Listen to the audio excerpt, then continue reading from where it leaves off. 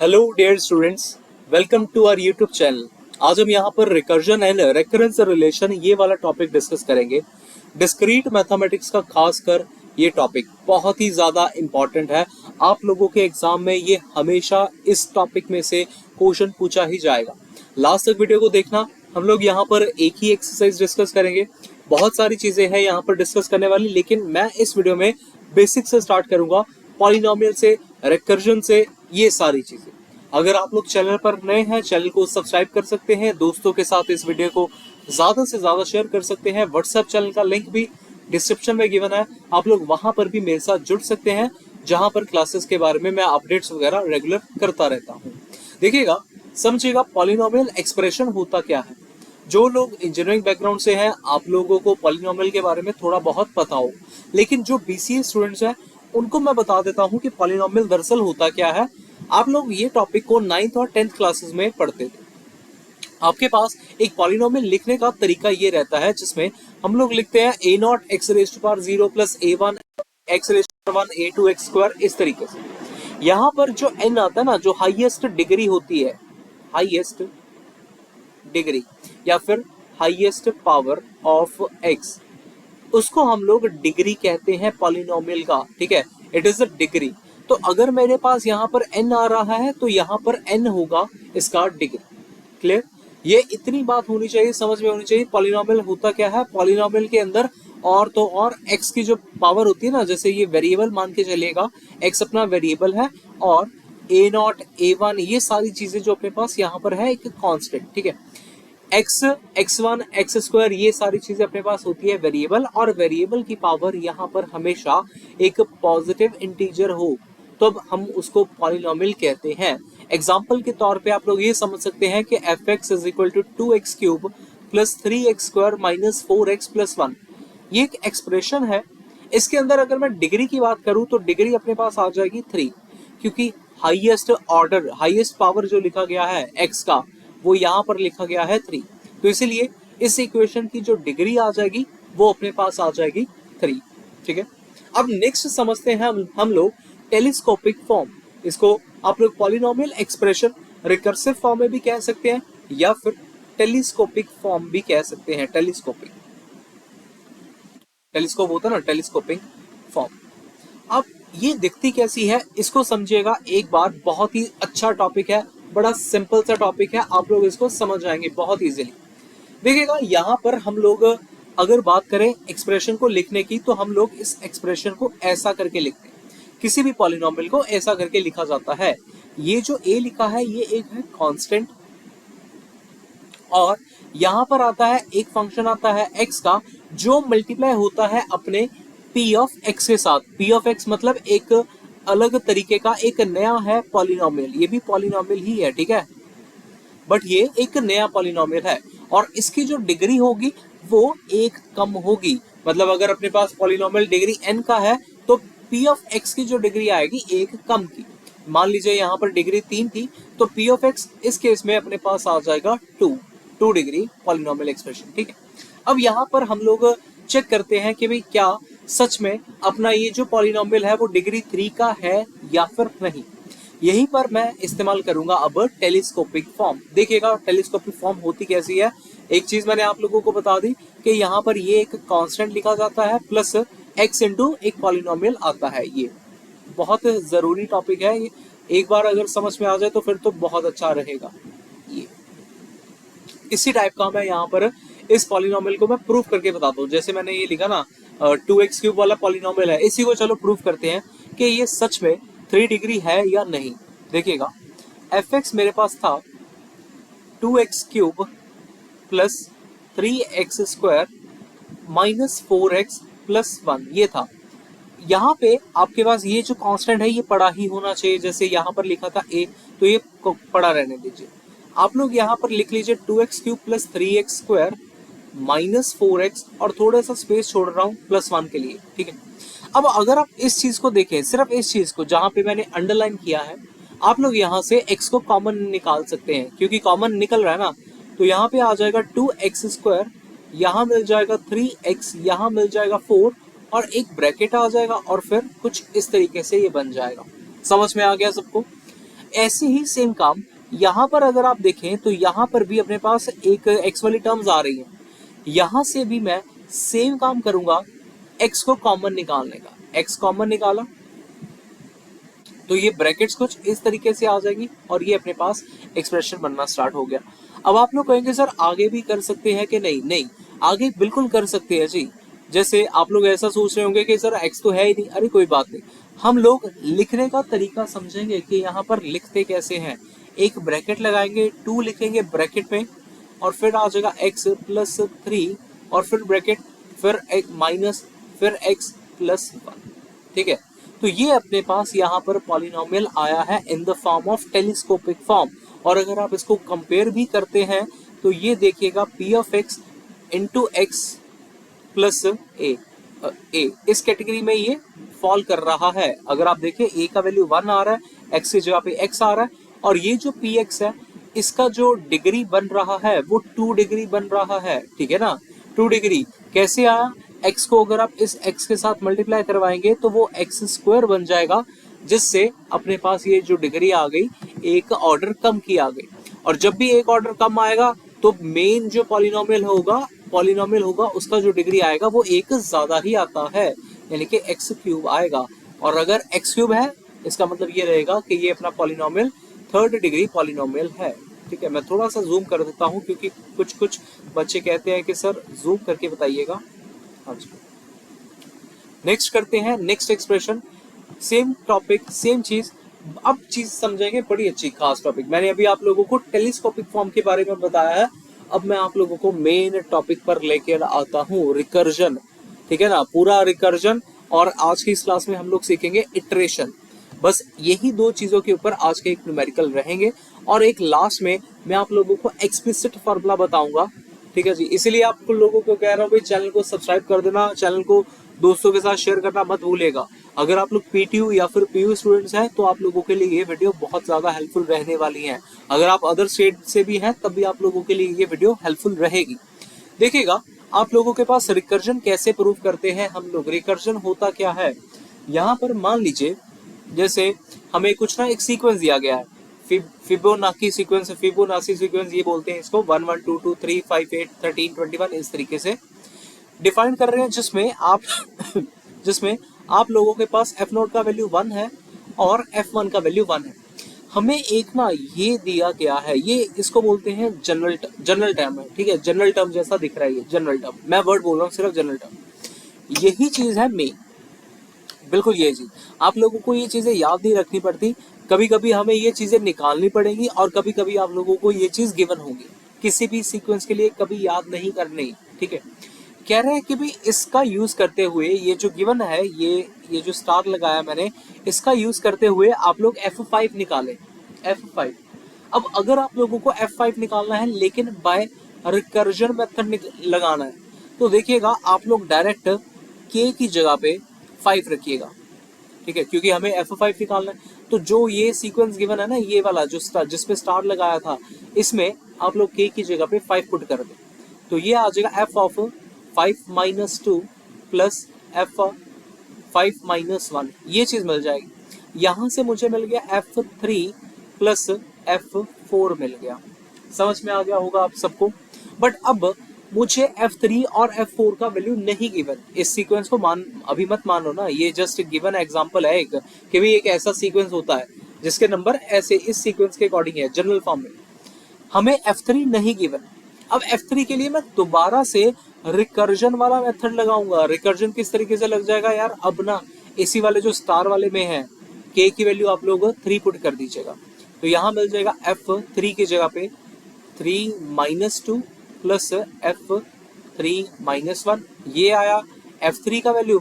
और अगर f4 find करना है सेम काम, k के लिए हम लोग यहाँ पर भी 4 सब्स्टिट्यूट कर देंगे तो ये आ जाएगा 4 minus 2 plus f of 4 minus 1, ये बन गया भाई।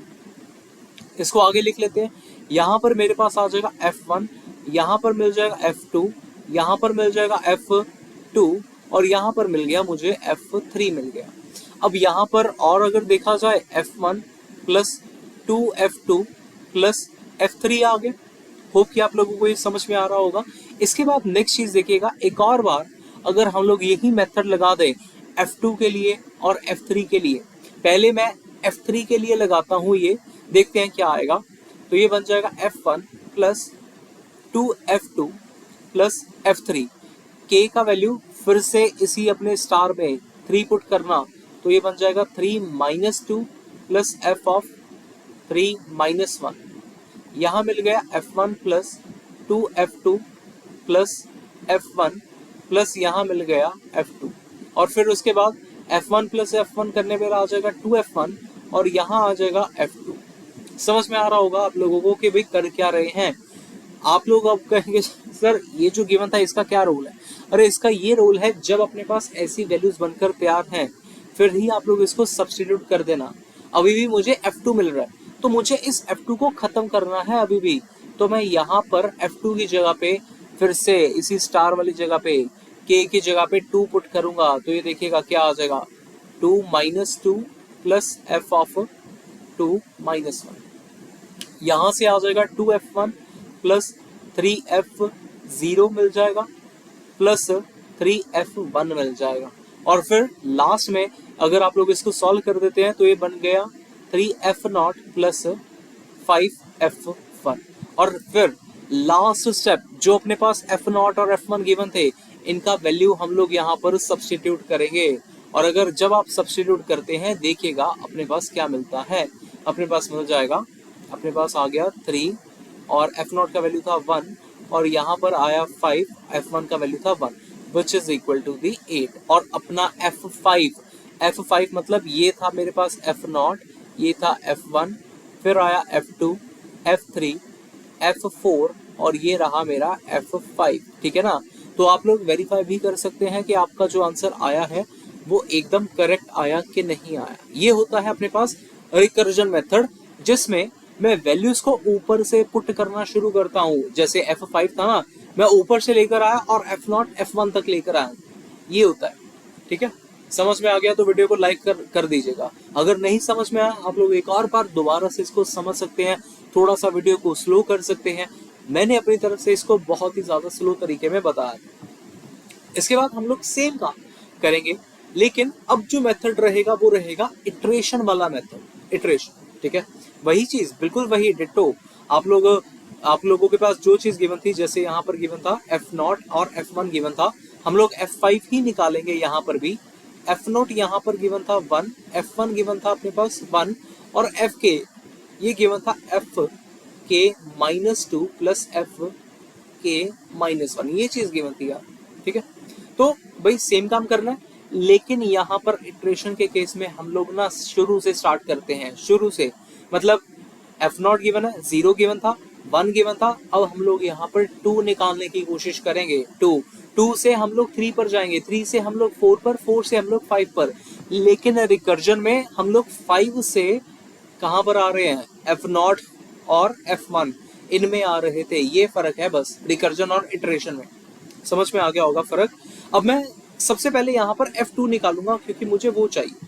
अगर F2 निकालना है तो 2 - 2 प्लस F2 - 1 आ जाएगा। यहाँ पर बन गया F0, यहाँ पर बन गया F1। और अगर आप लोग वैल्यू सब्स्टिट्यूट करेंगे, F0 का वैल्यू जो कि गिवन था 1, F1 का वैल्यू गिवन था 1, तो यहाँ से मेरे पास आ गया F2 का वैल्यू 2 आ गया। समझ में आ गया सबको? ऐसे ही हम लोग अब F3 निकालते हैं।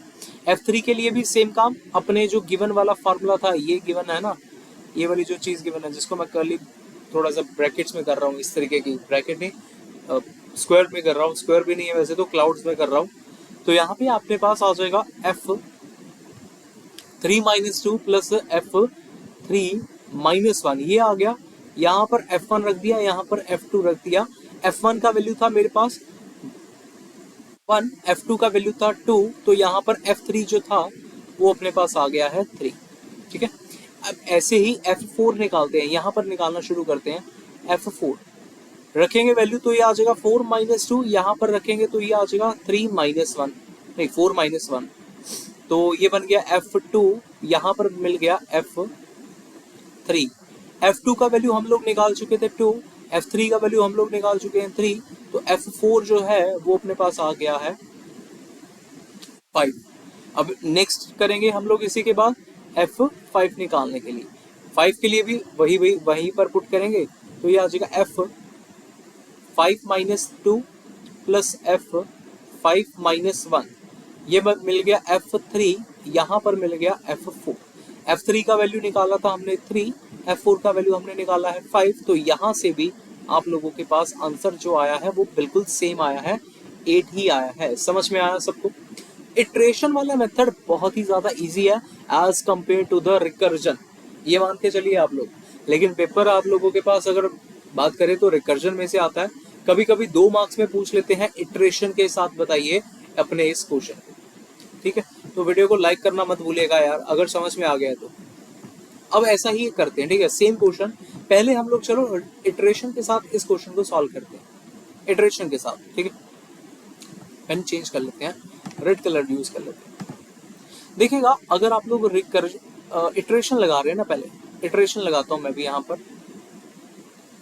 इटरेशन में हमें दिया गया है bk का वैल्यू दिया गया है कुछ u करके, और पूछ रहे हैं b4 बताएं। b4 b0 का वैल्यू हमें गिवन है, b0 अपने पास, b0 अपने पास 2 है। यार सेम काम, अगर b0 गिवन है ना, तो सबसे पहले अपना काम होना चाहिए 1 निकालना।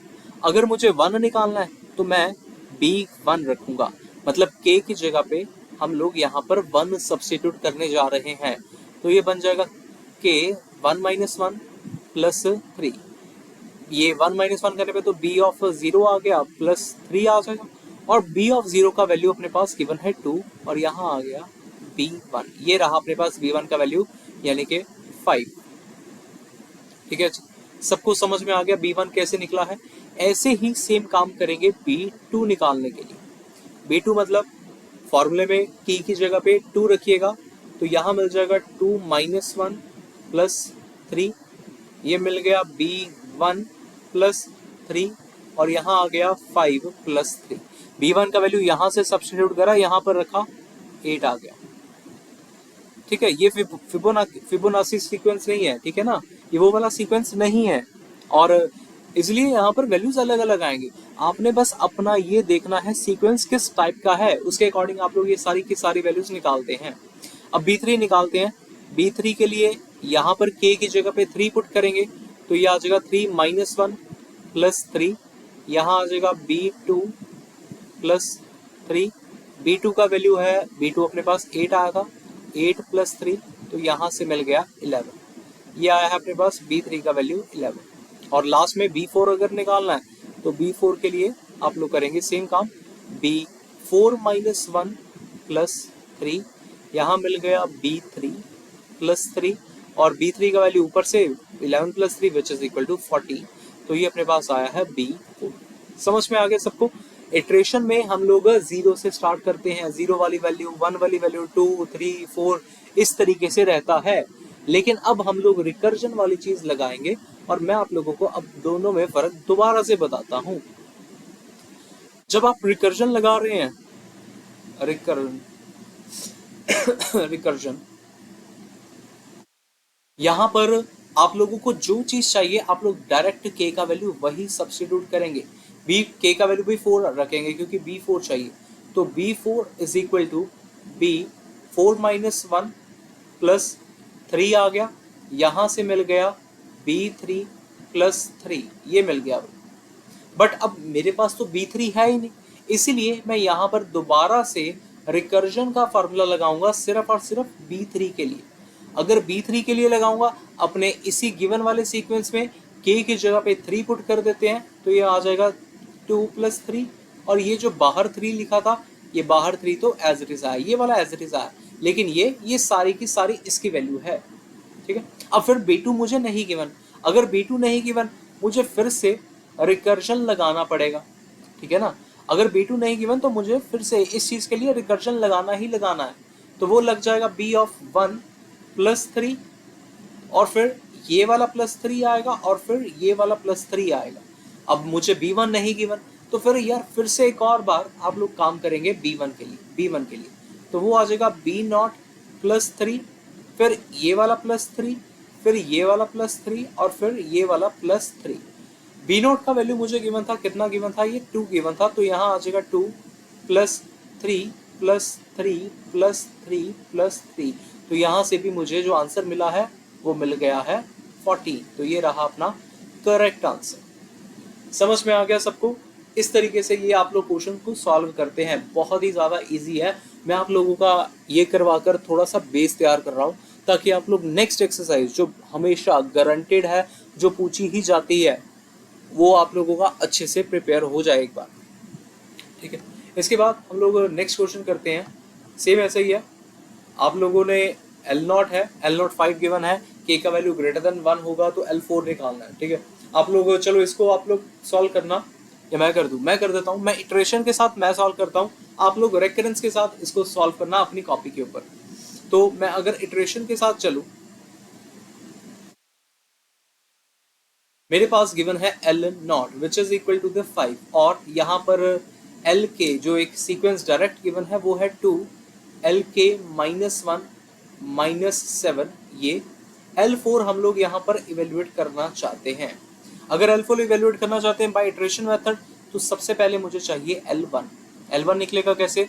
जब मैं अपने ये वाले सीक्वेंस में K का वैल्यू 1 सब्स्टिट्यूट करूंगा, तो ये आ जाएगा 2, L K -1 करने पे K मतलब 1 -1 करने पे तो ये 0 मिल गया, -7 which is equal to 2 L0 का वैल्यू था 5 -7, सॉल्व करने पर मुझे मिल जाएगा 10 -7 which is equal to 3। L1 अपने पास 3 आ चुका है। इस तरीके से L2 भी निकाल लेते हैं। L2 आ जाएगा 2, L1 -7, ये मिल गया 2, L1 का वैल्यू था 3 -7, यहाँ पर मुझे मिल गया 6 -7 which is equal to -1। L3 निकालते हैं, 2L2 -7 ये आएगा। उसके बाद 2L2 का वैल्यू तो -1 है, -7, ऐसा करने पे ये मुझे मिल गया -2 -7 विच इज इक्वल टू -9। कोई गलती तो नहीं हुई? नहीं, कोई गलती नहीं है। हाँ जी, इसके बाद नेक्स्ट देखते हैं L4। L4 कितना हो जाएगा? 2L3 -7 is equal to 2, L3 का value -9 -7 which is equal to -18 -7 -25। तो आप लोगों का भी आंसर जब आप रिकर्जन के साथ सॉल्व करेंगे तो वो -25 ही आना चाहिए। समझ में आ गया सबको? इजी लगा होगा आप लोगों को? तो यार जरूर वीडियो को लाइक कर दीजिए, बहुत जरूरी है आप लोगों का लाइक करना। और वीडियो कैसा लगा है, वीडियो को एंड में कमेंट बॉक्स में आप लोग जरूर बता कर जाइएगा। ये क्वेश्चन है, इस क्वेश्चन को मैं बाद में करता हूँ। अब आप लोगों को एक क्वेश्चन एक और सिखा देता हूँ, एक्सप्लिसिट फार्मूला क्या होता है यहाँ पे। ठीक है, एक्सप्लिसिट फार्मूला ये थोड़ी सी नई चीज है, ठीक, इसीलिए मैं पहले इसको करवा रहा हूँ ताकि आप लोग ये समझ आए। यहाँ पर ऑलरेडी हमें एक सीक्वेंस गिवन है, Sn is equal to Sn -1 + 3 for n greater than equal to 1 और कंडीशंस है S0 इज इक्वल टू 2। ये अपने पास यहाँ पर कंडीशन। ठीक, हमारा काम क्या रहता है एक्सप्लिसिट फार्मूला में, एक ना जनरल सा एक और फार्मूला देखना है, एक और फार्मूला अपनी तरफ से ढूंढेंगे जिसमें Sn नहीं आ रहा होगा। यार जैसे यार Sn है, यहाँ पर भी Sn आ रहा है, S यहाँ पर भी आ रहा है, S यहाँ पर भी आ रहा है। एक्सप्लिसिट में ये आपके पास नहीं आना चाहिए, दोनों तरफ SS नहीं होना चाहिए। Sn -1 को हमें खत्म करने की कोशिश करनी है। ठीक है, तो स्टार्ट करते हैं अपने इस गिवन चीज से कि आप लोग क्या कर सकते हैं। देखिएगा, जैसे जो गिवन था Sn which is equal to S of n -1 + 3, ये मेरे पास गिवन था। एक काम करते हैं, अगर मैं यहाँ पर खत्म करूँ, इस चीज को मैं खत्म करूँ ना, खत्म किस तरीके से होगा यार, जनरल फार्मूला बनाने की कोशिश करेंगे। जनरल फार्मूला कैसे यार, मान लो मुझे Sn -1 इसका वैल्यू चाहिए। ठीक है, मैं इसका वैल्यू निकालने की कोशिश करता हूँ, वो आ जाएगी अपने पास Sn -1 के केस में n की जगह पे आप लोग यहाँ पर क्या सब्स्टिट्यूट कर रहे हो, n -1। तो सेम काम यहाँ पर भी n की जगह पे n -1 सब्स्टिट्यूट करिएगा, पुट करना है। ठीक है, n -1 और ये जो -1 था ये यहीं पर आ जाएगा। समझ में आया?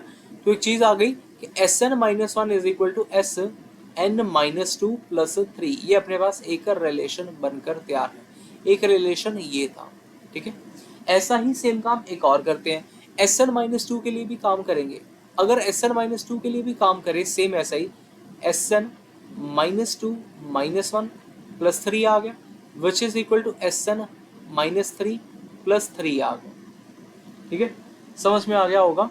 अच्छा एक चीज है, यहाँ पर मैं पुट कर रहा था ना, तो +3 एक और आएगा यार। एक तो ये इसका आया, फिर +3 एक और आना था। हाँ, +3 एक और आना था। यहाँ पर भी सेम चीज होगा, +3 एक और बार आएगा आप लोगों के पास। ठीक है, ये कुछ इस तरीके से आना था भाई। मैं जस्ट n की जगह पे n-1 सब्स्टिट्यूट कर रहा हूँ। अगर नहीं समझ में आया मैं दोबारा करके बता देता हूँ यहाँ पर आप लोगों को। ठीक है, फिर आप लोगों को पूरे अच्छे से ये एक्सप्लिसिट वाला भी समझ में आ जाएगा भाई। जरूरी है समझना।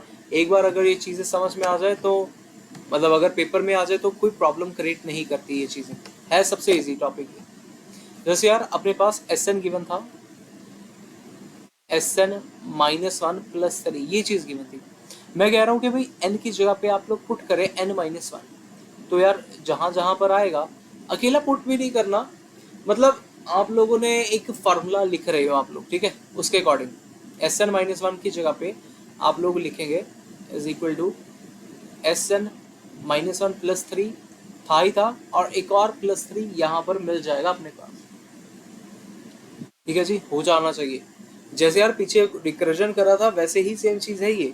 उसके बाद फिर एक और बार हम लोग यहाँ पर निकालेंगे, Sn-2 आएगा यहाँ पे। Sn-2 के लिए भी सेम काम, Sn-3 +3 और फिर ये वाला +3 और फिर ये वाला +3 इस तरीके से आएगा।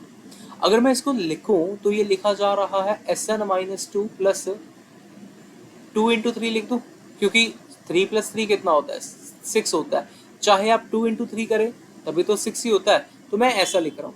और अगर मैं इसकी बात करूँ तो यहाँ पर मैं ऐसा लिख सकता हूँ, 3 × 3 ऐसा करके लिख लेते हैं, क्योंकि 3 + 3 + 3 ये भी 9 होता है, लेकिन 3 × 3 ये भी तो 9 होता है।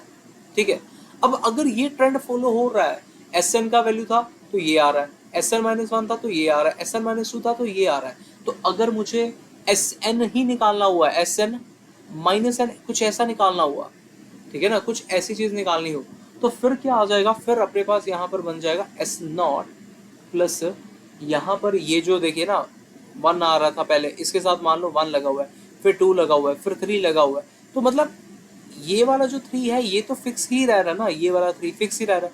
बदल क्या रहा है बदल अपने पास रहा है n। ठीक है, अपने पास सिर्फ और सिर्फ n बदल रहा है। ठीक है जी, समझ में आ जाएगा। तो ये अपने पास बनकर तैयार है explicit formula, Sn = S0 + 3n। और लास्ट में आप लोग क्या करेंगे, S0 का वैल्यू जो था, S0 का वैल्यू 2 था, तो Sn मेरे पास मिल गया 2 + 3। ये रहा अपना फाइनल आंसर एक्सप्लिसिट। अब हेंस कह रहे हैं, हेंस का मतलब हो गया कि भाई इसका यूज करते हुए S4 निकालो। S4 निकालना है मतलब सिंपल काम है, n की जगह पे आप लोग डायरेक्ट 4 सब्स्टिट्यूट करेंगे तो अपने पास आंसर आ गया 14। अपना इसका आंसर करेक्ट है। आप लोग इसको दोबारा से देखिएगा एक और बार, ताकि आप लोगों को ये अच्छे से क्लियर हो जाए। अब एक क्वेश्चन करते हैं जो कि है रिकर्जन के साथ करने वाला। अब ये कैसे पता चलता है यार, ये आप लोगों को देख के पता चल जाएगा काफी बार कि कैसे आप लोग इस क्वेश्चन को अटेम्प्ट कर सकते हैं। जैसे यहाँ पर कह रहे हैं कि a and b denote the positive integer, suppose a function q is defined as this, find q13। देखिए आप लोगों के पास कुछ कंडीशन है, कह रहे हैं कि अगर अपने पास a, b है ना, ये जैसे q ऑफ a, b, कह रहे हैं अगर ये वाला जो वैल्यू है, ये a जो है ये छोटा रहा b से, तब तो इसका आंसर 0 लिखना है। लेकिन अगर अपने पास a बड़ा रहा तब इसका answer q of a - b, b +1 कुछ ऐसा लिखना है, ये मतलब है। अब यहाँ पर देखिए पहले पार्ट में जिसमें मैं आप लोगों से पूछ रहा हूँ q ऑफ 1, 3 ये पूछ रहा हूँ, यहाँ पर a ये रहा, b ये रहा। तो यार इस केस में a जो है वो छोटा आ रहा है b से, और अगर छोटा आएगा तो उस केस में अपने पास q13 हो चाहे कुछ भी और होता तब भी इसका आंसर 0 आना था। समझ में आया, क्योंकि a लेस देन b है और a लेस देन b वाले केस में आप लोग ये वाला फंक्शन चूज करेंगे भाई। क्लियर हो गया पहला पार्ट। सेकंड पार्ट डिस्कस करते हैं। सेकंड पार्ट समझना थोड़ा अच्छा रहेगा आप लोगों के लिए। देखिएगा सेकंड पार्ट को रिकर्जन के साथ कैसे अटेम्प्ट करते हैं आप लोग। आप लोगों को बोल रहे हैं q ऑफ 14, 3 निकाल दो। q ऑफ 14, 3 तो ये कैसे लिखेंगे आप लोग, ये आपके पास a है, ये आपके पास b है, तो आप लोग क्लियर कट देख सकते हैं कि आपका a जो है वो बड़ा है b से, और अगर आप लोगों का a बड़ा रहेगा b से, आप लोगों ने कुछ इस टाइप का फंक्शन चूज करना है। और अगर इस टाइप का फंक्शन चूज करना है तो यहाँ पर मैं लिखूंगा a माइनस बी यानी कि 14 माइनस 3 कॉमा 3 प्लस 1। इसको सॉल्व करने पे मुझे मिल गया क्यू ऑफ 14 माइनस 3 करेंगे तो आप लोगों के पास मिल जाएगा 11 कॉमा 3 प्लस 1। समझ में आया सबको? ठीक है। अब फिर से क्यू ऑफ 11 कॉमा 3 आ रहा है, यहाँ पर ये मेरा a है, यहाँ पर ये मेरा b है। a फिर से मेरा बड़ा है b से, और अगर a मेरा बड़ा रहेगा b से, फिर से मैं अपने इस फंक्शन को इसी टाइप में खोलने की कोशिश करूंगा, यानी कि क्यू ऑफ 11 कॉमा 3 का अगर आंसर लिखना हो तो वो आएगा 11 माइनस 3 कॉमा 3 प्लस 1 प्लस 1। अब ये ध्यान रखना, ये जो है ये इस चीज का लिखा है मैंने, ये जो है ये सारा का सारा ये फंक्शन है, ये सारा का सारा ये वाला फंक्शन है। तो इसको सॉल्व करने पे मुझे मिल रहा है Q of 8 comma 3 plus 1 plus 1। ठीक है, समझ में आ गया होगा। फिर से चेक करते हैं, यहाँ पर a आ रहा है, यहाँ पर b आ रहा है, और फिर a मेरा बड़ा है b से, और जब जब a मेरा बड़ा हो रहा है b से, मुझे फंक्शन कैसा चूज करना है, b माइनस a या a minus b comma b plus 1। ये इस टाइप का फंक्शन मैंने इसका आंसर लिखा है, ये सारा का सारा, और अब ये प्लस 1 यहाँ पर आएगा, ये वाला प्लस 1 यहाँ पर ही आएगा। ऐसा करने पे ये मुझे मिल गया Q of 5 comma 3 plus 1 plus 1 plus 1। आप लोग इसको चाहे तो ऐड भी कर सकते हैं। फिर से देखते हैं क्यू ऑफ 5 कॉमा 3 आ रहा है, ये a है, ये b है, a मेरा बड़ा है b से, तो फिर से मेरा फंक्शन जो है वो ब्रेक होगा कैसा, 5 माइनस 3 कॉमा 3 प्लस 1 इस टाइप में। और फिर ये प्लस, ये जो तीनों के तीनों ये वाले हैं, इनको हम लोग ऐसा करके लिख देते हैं, प्लस 3 करके डायरेक्ट लिख रहा हूँ मैं इस बार। इसके बाद देखिएगा इसको सॉल्व करने पे मुझे क्या मिलता है, यहाँ पर कर देते हैं बाकी का। ये मिल गया क्यू ऑफ 2 कॉमा 3, ठीक है, प्लस 1 प्लस 4। अब नेक्स्ट यहाँ a रहा, ये b रहा, लेकिन इस केस में मेरा क्या हो रहा है, a छोटा हो रहा है b से। यहाँ पे 3 था यार, हाँ यहाँ पे 3 था, a मेरा छोटा हो गया b से, और जब मेरा a छोटा हो जाएगा b से, उस केस में मैं फंक्शन अपना क्या लूंगा, 0 लूंगा। तो क्यू ऑफ 2 कॉमा 3 का जो वैल्यू आ गया वो 0 आ गया, तो यहाँ पर 1 प्लस 3 रह गया विच इज इक्वल टू 4। तो अपना ये रहा करेक्ट आंसर। समझ में आया सबको? इस क्वेश्चन को आराम से देखिएगा, है बड़ा अच्छा क्वेश्चन, पेपर में पूछा जाने वाला क्वेश्चन है आप लोगों के पास। क्लियर? तो होप कि आप लोगों को ये सारी की सारी वीडियो समझ में आई होगी। वीडियो को लाइक सब बच्चे जरूर करेंगे, ताकि मैं आप लोगों के लिए और ऐसा कंटेंट फ्री में लेकर आ पाऊँ। आप लोग अपने नीचे पॉजिटिव कमेंट्स लिख सकते हैं, जिससे मुझे भी थोड़ा होगा कि आप लोगों ने कुछ ना कुछ वीडियो से सीखा है। जिन्होंने तो सीखा है वो तो आप लोग जरूर भाई कमेंट करेंगे ही करेंगे। ठीक है, मिलते हैं नेक्स्ट पार्ट में, जिसमें हम लोग जनरेटिंग फंक्शन और बहुत सारी चीजें यहाँ पर पढ़ेंगे। ठीक है, bye bye, have a good day, thank you so much for watching the video. मिलते हैं नेक्स्ट पार्ट में।